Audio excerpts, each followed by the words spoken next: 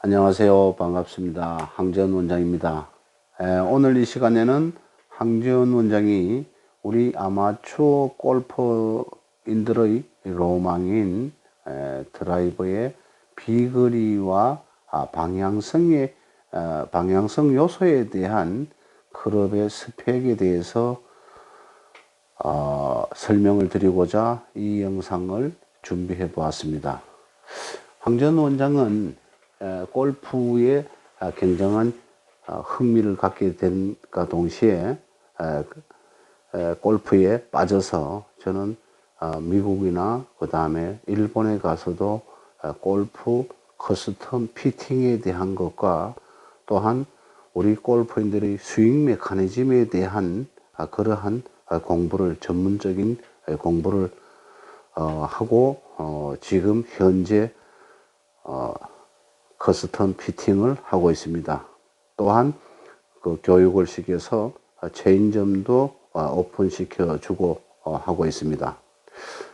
그래서 오늘 황재원 원장은 우리 아마추어 골퍼인들이 사용하고 계시는 드라이버 클럽에 대해서 오늘은 몇 가지만 간단하게 설명을 한번 드려보고자 합니다.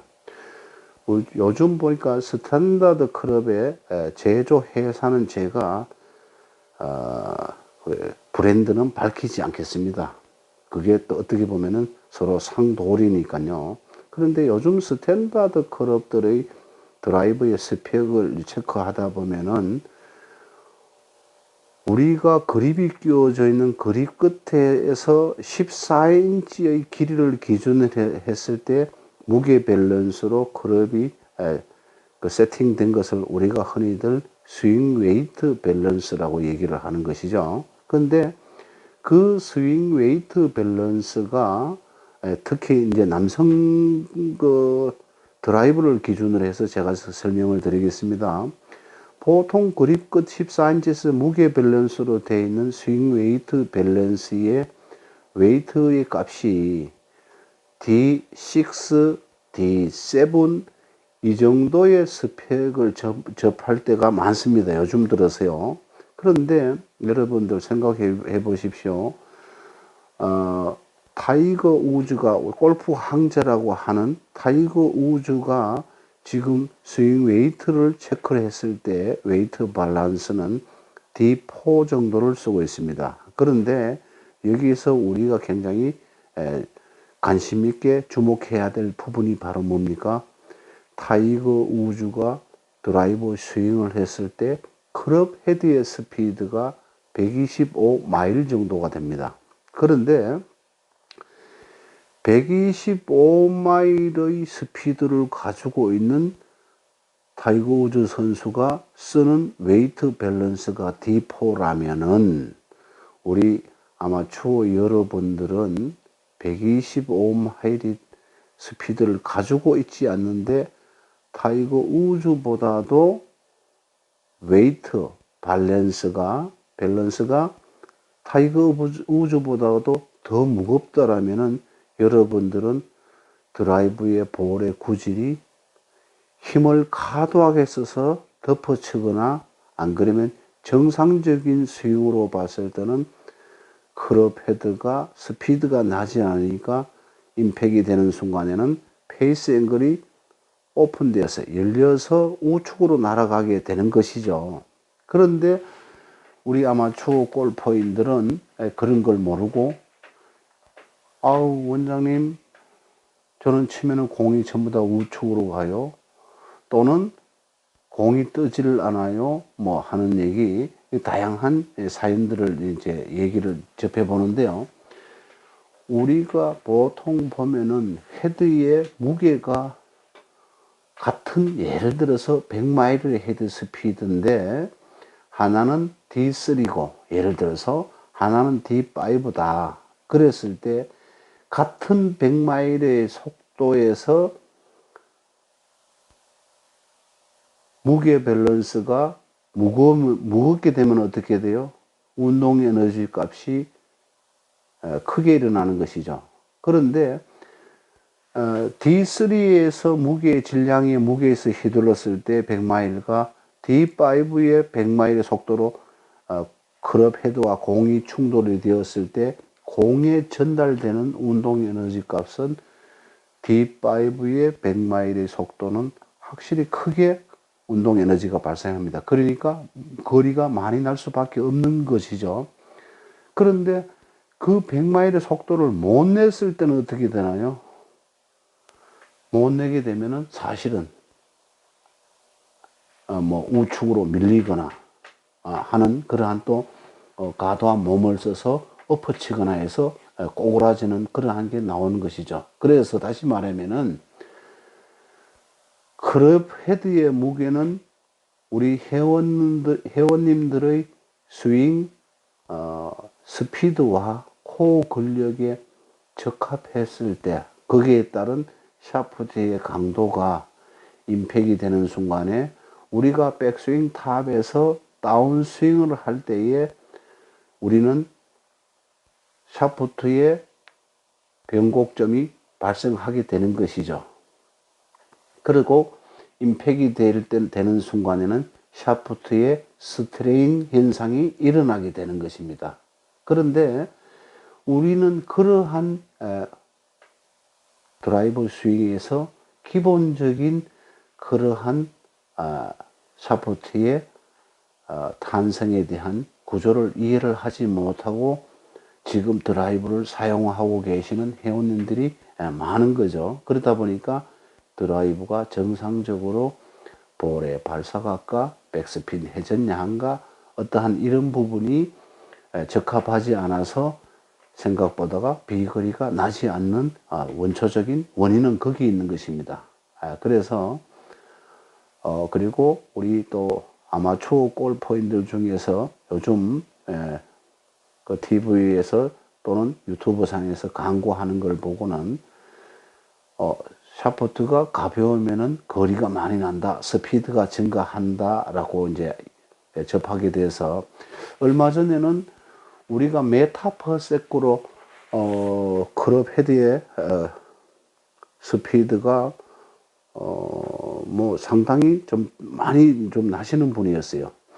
그걸 마일로 계산했을 때는 한 6, 7마일의 속도로 해두를 수 있는 분이 그 샤프트의 무게를 30g대에 265cpm 짜리를 들고 오셨는데 이분이 인도아에 가서 연습을 했을 때 공이 그야말로 와이파이 현상이 일어난 것이죠.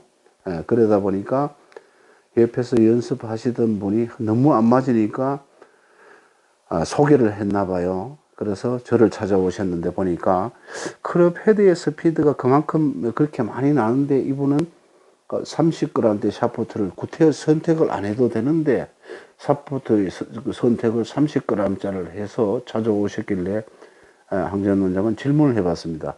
사장님께서는 스피드도 많이 나는데 왜 구태여 이렇게 샤프트를 30g짜리를 구매하게 됐냐고 하니까 일단 편하게 휘두르고 싶고 드라이브 거리는 더 내고 싶다는 그러한 그 의도였어요. 그런데 여러분들이 여기서 분명히 기억하고 계셔야 될 부분은 우리가 샤프트가 30g대로 내려가면은 다시 말하면 질량의 무게가 내려가면은 휘두르기는 편한 거는 맞습니다.